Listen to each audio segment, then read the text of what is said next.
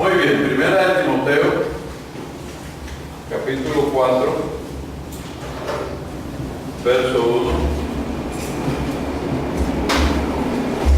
Este versículo que vamos a leer de primera de Timoteo, capítulo 4, versos 1, no es más que la manifestación del versículo que el hermano Julio leyó del libro de los Hechos, cuando el apóstol Pablo dice que él sabía que su partida estaba pronto, pero que después de su partida vendría a la iglesia del Señor, vendrían lobos rapaces.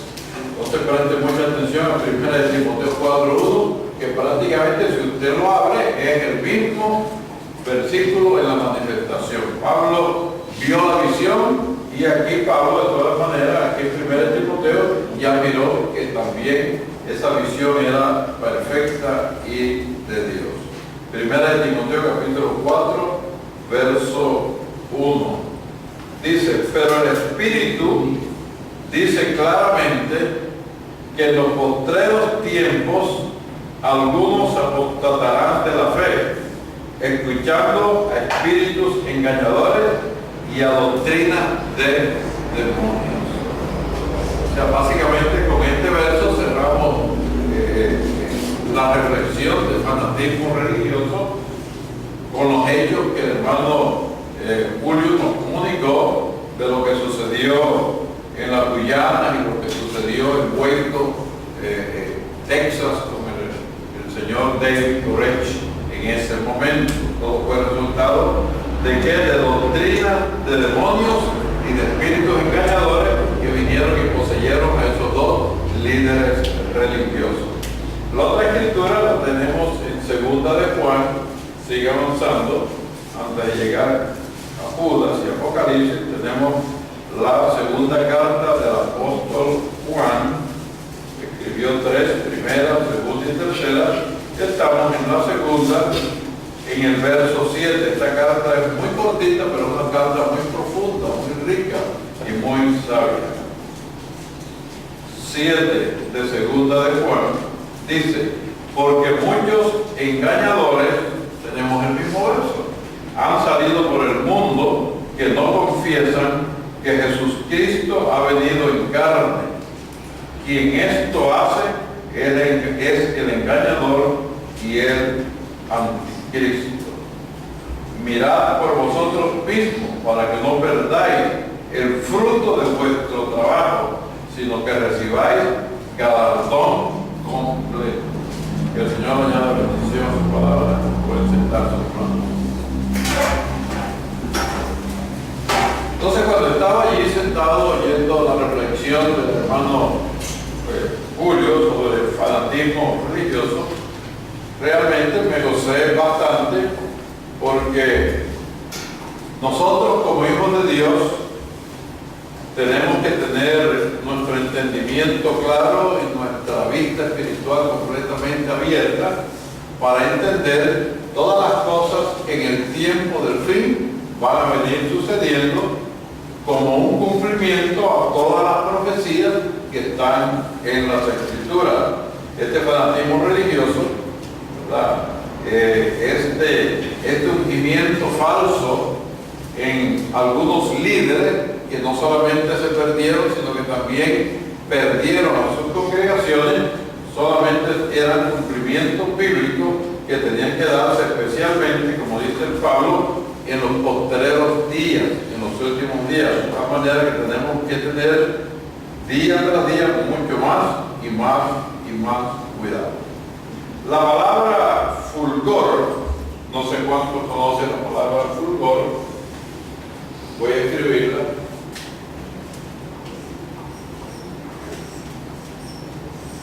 La palabra fulgor es una palabra interesante para el tema que queremos desarrollar en esta tarde.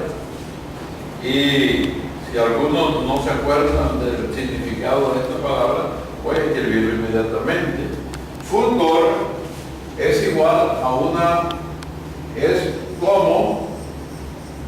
como una luz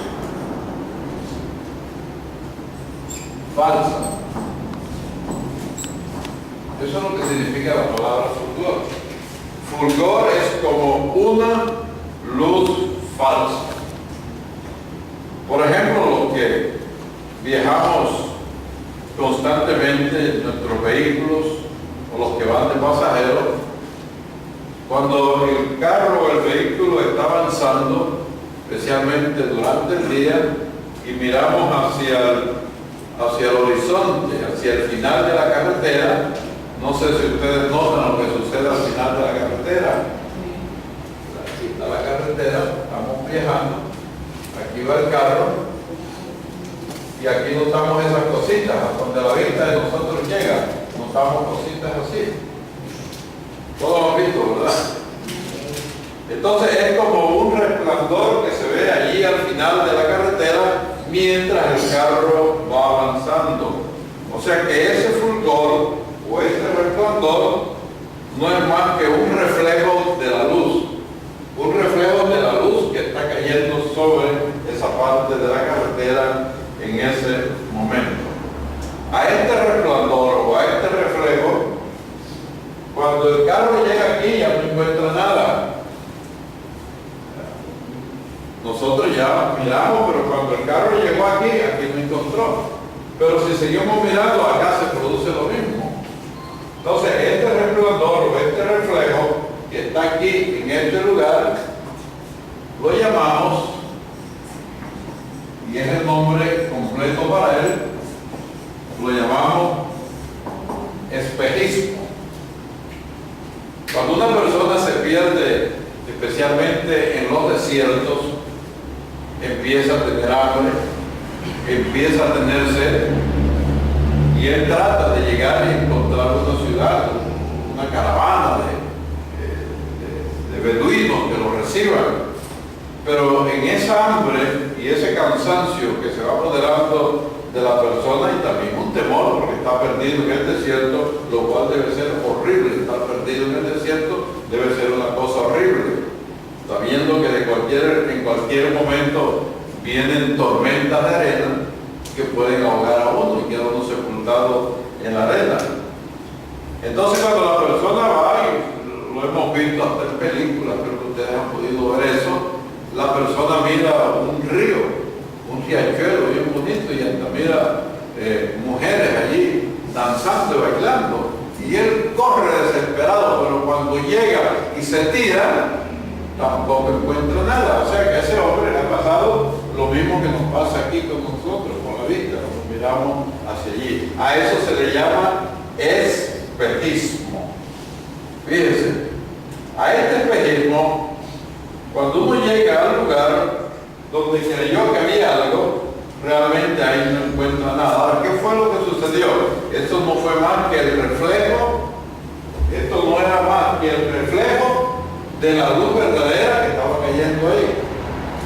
Quiero que me sigan en ese punto porque van a necesitar seguirme en este punto. Cuando uno llega aquí no encuentra nada. Entonces, ¿qué fue lo que vio? Lo que vio fue el reflejo de la luz verdadera que estaba cayendo sobre ese lugar. El reflejo únicamente. Ahora, la religión de nuestro tiempo, quiero que lo escuchen muy tranquilos. El hermano Julio hablaba de fanatismo religioso, ¿verdad? Y colocamos el fanatismo religioso dentro de la religión de todas maneras de este tiempo, que han llegado algunos grupos a los extremos de esos acontecimientos que el hermano Julio nos comunicaba. Otros no han llegado al extremo de esos acontecimientos, pero están de todas maneras caminando y funcionando como grupos religiosos y fanáticos. Entonces la religión de nuestro tiempo, ¿viste?, es como un falso resplandor de la luz verdadera. Allí se usa el mismo libro que usamos todos alrededor de la tierra. Allí se lee el mismo libro. Y de lejos nosotros vemos posiblemente esa congregación nutrida, grande, crecida, la gente contenta, la gente riéndose, pero cuando nosotros lo que encontramos es un resplandor ¿de qué? De la luz verdadera. Ahora, el resplandor de la luz verdadera, fíjense, es lo que engaña al hombre. Ahora, ¿por qué el resplandor engaña al hombre? Porque cuando la luz verdadera llega al hombre la rechaza. Y cuando el hombre rechaza la luz verdadera que llega, solamente lo que le queda siempre es solamente el resplandor. Mira lo que dijo Juan en su capítulo 3. Juan capítulo 3, verso 19, se lo voy a leer para ir avanzando rapidito. Dice, y esta es la condenación. Y esta es la condenación, que la luz vino al mundo, y los hombres amaron más las tinieblas que la luz, porque sus obras eran malas. Cuando Jesús vino a la tierra, ¿para qué vino Jesús?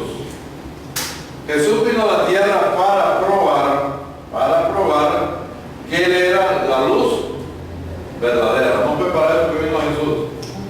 Él vino para probar que Él era la luz verdadera, que Él era la palabra prometida para el tiempo en que Él vino. Isaías había dicho que un niño nacería entre nosotros y que su nombre era ¿qué? Admirable. ¿Qué más? ¿Qué más? ¿Qué más? Todos esos atributos, todos esos títulos estaban sobre ese niño. Y eso fueron 800 años antes que naciera.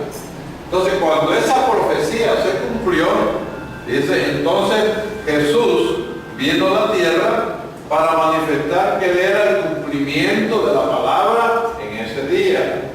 Para eso vino Él, para manifestar que Él era el cumplimiento de la palabra en ese día. Ahora, en este tiempo, tienen que haber hombres y tienen que haber mujeres en la tierra que sean el cumplimiento de la palabra de este día.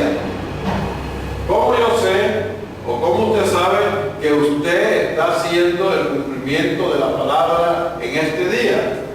Usted está haciendo, ¿verdad? Y yo estoy siendo, todos estamos haciendo el cumplimiento de la palabra en este día, porque una profecía nos advirtió que en los postreros días íbamos a estar en un gran peligro, porque iban a salir ¿qué?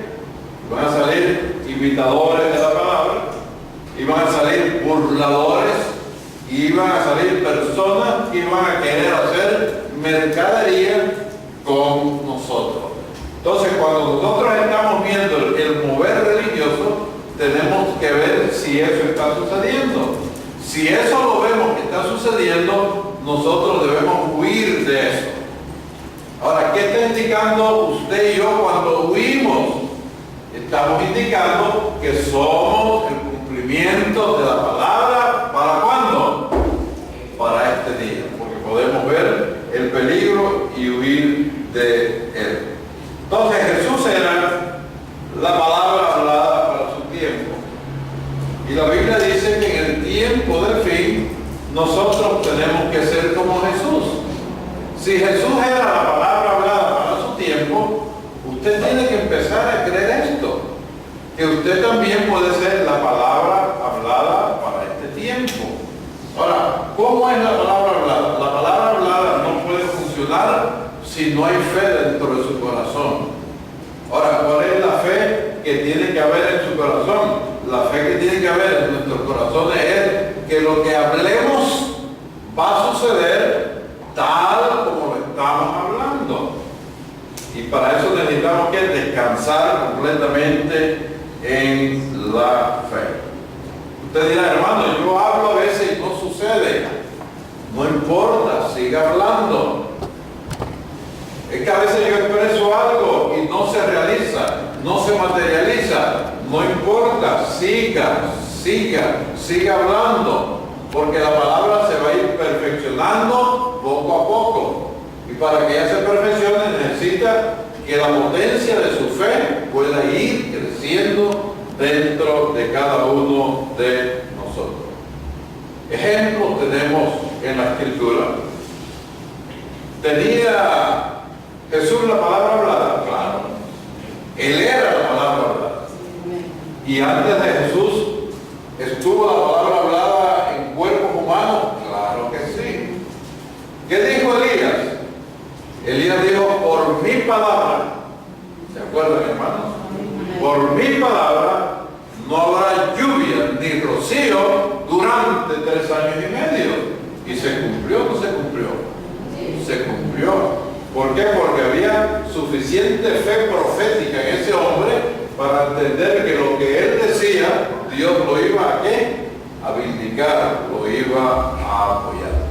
Entonces nosotros debemos despertar y saber que estamos viviendo en los últimos días y que espiritualmente el mundo religioso no es más que un espejismo. Esto quiero volverlo a repetir porque quiero que mediten en eso. El mundo religioso, hermanos, en este tiempo del fin, no es más que un espejismo. Lo que vemos no es más que el reflejo de la verdadera palabra, pero no es la palabra. Porque cuando entramos donde los hermanos bautistas, vemos que la palabra está mezclada. Si salimos de donde los hermanos bautistas, los cuales amamos, porque es nuestra obligación amarlos, ellos pueden estar en error, pero Dios no nos ha autorizado odiarlos a ellos. Lo que Dios ha dicho es que amemos a todos los hermanos, que amemos a nuestro prójimo. Y los bautistas son parte de nuestro prójimo. ¿Lo creen así? Salimos donde los bautistas, vamos donde los Jesús solo. Encontramos también que cuando traemos todo el conocimiento acumulado y doctrinal de ellos hacia la Escritura, encontramos que no cuadra tampoco. ¿Los seguimos amando a los Jesús solo? Hay que seguirlos amando, hay que ser amables con ellos. Lo único es que sabemos que ahí no está la luz verdadera. Ya vamos de grupo en grupo, de grupo en grupo. ¿Y qué es lo que estamos viendo? Estamos viendo, ¿sabes?, un reflejo espiritual llamado espejismo alrededor de nosotros. Y si esto ya no nos engaña, porque cuando venimos en el carro lo vemos y sabemos que ahí no hay agua, sabemos que ahí no está hirviendo nada. ¿Me entienden, hermano? Ahí nada está hirviendo. Si esto no nos engaña, el mundo religioso tampoco debe ya engañarnos porque lo conocemos. Entonces, así como los fariseos, los saduceos, los herodianos y los escribas, en su tiempo, fíjense, en su tiempo le dijeron a la palabra hablada. ¿Quién era la palabra hablada en el tiempo de los fariseos? Jesús. Le dijeron a la palabra hablada, ¿qué le dijeron? Demonios tienes. En este tiempo, si ellos te oyen hablar como estamos hablando nosotros en esta tarde, van a creer que también estamos llenos de demonios. Pero Jesús no estaba lleno de demonios. Jesús era la palabra hablada. Él estaba viendo la realidad. Él estaba viendo que los fariseos se habían desviado de la palabra. Él estaba viendo que los saduceos se habían desviado de la palabra. Y lo más grande era que estaban ¿qué? Divididos. Por lo tanto, la desviación era grande. Hoy sucede lo mismo. A cada uno de nuestros hermanos en cada una de las denominaciones les ha sucedido lo mismo. Son cuerpos divididos. Porque ¿qué tienen que ver los testigos de Jehová con los pentecostales? Yo creo que nada. ¿Qué tienen que ver los mormones con los testigos de Jehová? Nada, porque ni sus doctrinas siquiera son iguales. Entonces estamos viendo que están divididos. Y si están divididos, fíjense, ¿podrá estar la palabra verdadera con ellos? No puede estar la palabra verdadera porque la palabra no puede jamás estar ¿qué? Dividida, porque la palabra es una y la representa el Señor Jesús. Entonces hoy es lo mismo como era en los días de Jesús. Usted trata de abrir sus ojos y despertarse espiritualmente y pensar de que no hay diferencia entre los tiempos de Jesús y los tiempos de nosotros. No hay diferencia, es lo mismo. Allá se llamaban fariseos, hoy se llaman ¿qué? Adventistas. Allá se llamaban saduceos, hoy se llaman ¿qué? Apostólicos. Allá se llamaban escribas, hoy se llaman lo que fuese, pero es lo mismo. Así como había división religiosa en aquel tiempo de Jesús, la división religiosa no ha cesado, sigue viva, sigue permanente alrededor de nosotros. Lo único que ha ocurrido es que cambiaron de nombres, es lo único que ha ocurrido. Ahora, la manera en que el enemigo viene es mostrándonos a nosotros el lado brillante de cada cosa. Y cuando el diablo nos muestra el lado brillante de algo, ¿qué nos pasa? Nos quedamos viéndolo como si eso fuera ¿qué? La verdad, pero no es la verdad. El diablo lo que nos muestra es simplemente el resplandor o el reflejo de la verdad. Esta Biblia de nosotros no solamente la usan todos los grupos doctrinales que he mencionado, esta Biblia hasta los brujos la usan. ¿Sabían ustedes eso, verdad? Esta Biblia los masones la usan, los rosacrucistas la usan, los gnósticos la usan. Este libro todo el mundo la usa.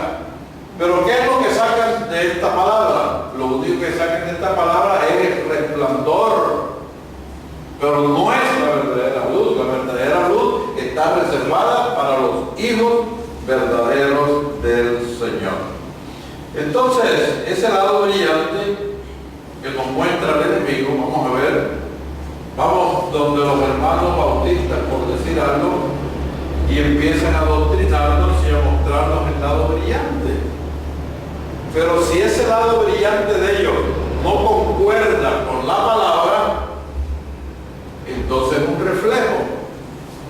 Todo tiene que concordar con la palabra, desde la primera palabra de Génesis hasta la última palabra de Apocalipsis. Entonces nosotros, ¿qué nos toca a nosotros? Nos toca quedarnos con la palabra, nos toca quedarnos en nuestro lugar, porque debemos estar seguros que Dios nos tiene en los planes de Él. ¿Cómo sabemos que Dios nos tiene en los planes de Él? Si empezamos a ver que los acontecimientos del tiempo del fin están claros delante de nuestros ojos. Porque si no podemos ver nada, y para usted es lo mismo todo, y para usted todo está bien, entonces algo está pasando con nosotros. ¿Tenemos vista o estamos ciegos? Me parece que estaríamos entonces ciegos. Porque si la profecía dice que en el tiempo del fin, así va a ser esto, así va a ser esto otro, así va a ser lo otro, y no podemos verlo, sino que todo nos parece bien, entonces algo está pasando en nuestros ojos. No hay vista y por lo tanto estamos completamente ciegos. ¿Qué es lo que el diablo quiere? El diablo lo que quiere es atraernos hacia una religión organizada, hacia una religión manufacturada, ¿okay? Pero hacia el lugar donde quiere llevarnos, nosotros lo llamamos un espejismo, porque al final no hay nada. Los fulgores o resplandores de las edades, fíjense, son una falsa reflexión de la luz. Quiero explicarle esto. Los fulgores o los resplandores, porque ya estuvimos hablando sobre las 7 edades de la iglesia. Entonces, los fulgores o los resplandores de cada edad no son la palabra, son solamente el resplandor de la palabra. Por ejemplo, aquí vino un hombre llamado Lutero, un hombre de Dios, enviado por Dios. ¿Cuál fue su trabajo? Empezar a predicar y empezar a enseñar al pueblo y decirle que salieran de la Iglesia Católica. El pueblo empezó a escucharlo y comenzaron a seguirlo. Comenzaron a seguir a Lutero. ¿Qué pasó cuando Lutero murió? Cuando Lutero murió, vino otro hombre, 250 años, llamado Wesley. Lutero murió. Mucha gente de aquí salieron. ¿Para aquí? Porque ya Lutero no era la luz de su tiempo. ¿Entienden eso? Él vino y Dios lo usó. Pero cuando él partió de la tierra, ya dejó de ser la luz. Ya dejó de ser la palabra hablada para el tiempo en que vivía. Y Dios envió otro hombre. Otro que es candelero, ¿verdad que sí? Otra estrella. Mandó. ¿Qué pasó con esto? Estos se quedaron aquí. Algunos salieron hacia aquí. ¿Qué le pasó a estos hermanos? Se quedaron ¿qué? Viviendo bajo el resplandor de Lutero. Pero ya Lutero no era el resplandor verdadero en la tierra, hermano. Ya Lutero no podía darle la luz suficiente a la gente. Entonces los que emigraron para aquí, más los que se unieron bajo la luz de Wesley, empezaron a recibir la luz de este tiempo. Él fue la palabra prometida para el tiempo en que vino.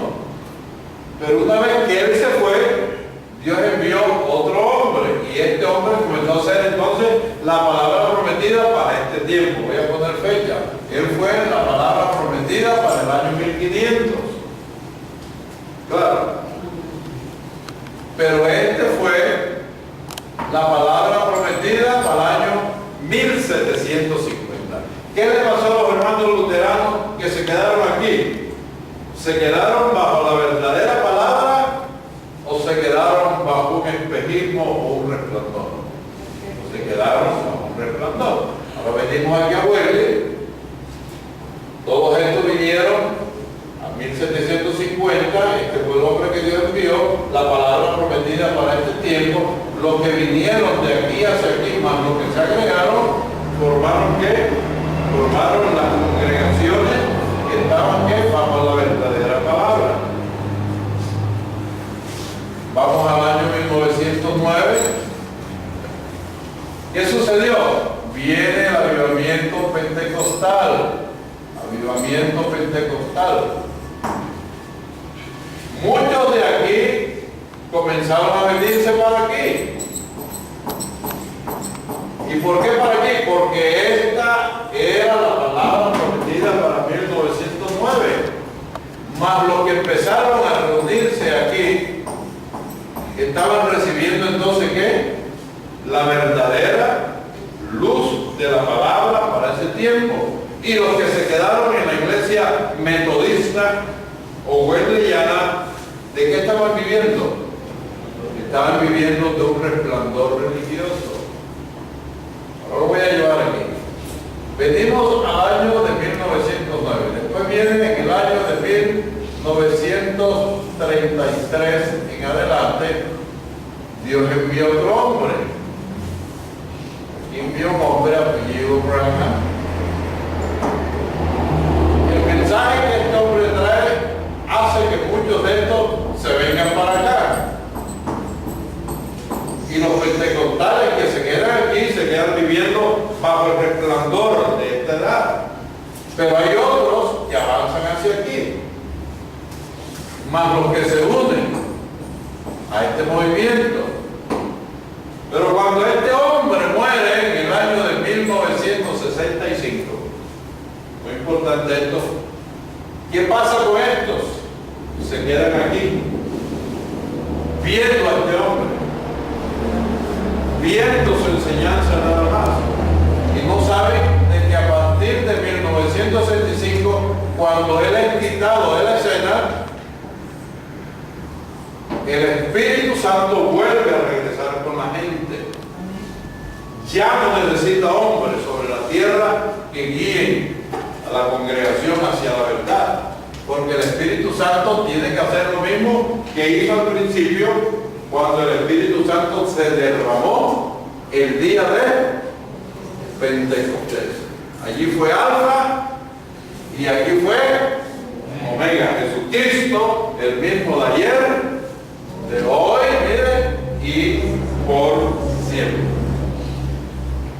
Ahora, normalmente, ¿qué le ha pasado a la gente? Se ha quedado, ¿qué? Bajo el resplandor de edades anteriores. Ahora, usted dice, me quiero ir cuando los pentecostales, hermanos. También vaya donde los pentecostales. ¿Bajo qué resplandor va a estar viviendo usted? Bajo el resplandor del año 1909. Está viviendo bajo el resplandor de una edad que ya pasó. Pero dice, no, pero me gustan también los luteranos, me voy a hacer luterana. Mire, todavía va más atrás. Lo mejor es irse de 1500 hacia atrás, diría yo, y volverse mejor católico. Sería mejor. Porque ¿qué diferencia hay entre católicos y todas estas personas que se han quedado ancladas? Ninguna. Porque el catolicismo es la madre y todas ellas se quedaron haciendo el papel que tienen que hacer. ¿Hijas de quién? De la madre Iglesia Católica. Los hijos de Dios, del 65 para allá, hemos subido la escalera, hermano. No podemos detenernos. El Espíritu Santo sigue llevando a los hijos. ¿Hacia dónde? Hacia el encuentro con el Señor. No puede haber intervención de hombre entre nosotros. Tiene que ser ahora el Espíritu Santo guiando a cada uno de nosotros. Y el Espíritu Santo solamente va a necesitar la Escritura y todo lo que los profetas nos han enseñado. Cuando el Espíritu Santo encuentra eso en un hombre y una mujer, el Espíritu Santo va a terminar la obra que comenzó con cada uno de nosotros. Vamos a ponernos de pie. Fanatismo religioso es una realidad. Y es donde han quedado atrapados millones y millones de creyentes en este momento. Usted dirá, pero la iglesia del hermano tal no es fanática, religiosa. Háblele mal del pastor y usted verá cómo se enoja. Cuando usted le hable mal de su pastor, si usted se enoja, usted todavía es fanática, religiosa. Usted no tiene que defender a su pastor. El pastor que se defiende solo. ¿Me están entendiendo, hermano? Entonces, cuando usted ve gente que usted habla mal de sus iglesias y se comienza, mire, a rasgar las vestiduras y a pelear y a defender su iglesia, a defender su doctrina, a defender al pastor, a defender a la pastora, usted está frente a religiosos fanáticos completamente. Los hijos de Dios no defendemos a nadie. Los hijos de Dios defendemos solamente, ¿qué? La bondad y la misericordia de nuestro Dios. Y ahora sí, Dios no nos necesita a nosotros para defenderlo. Dios sabe defenderse solo. ¿Lo creen o no? Vamos.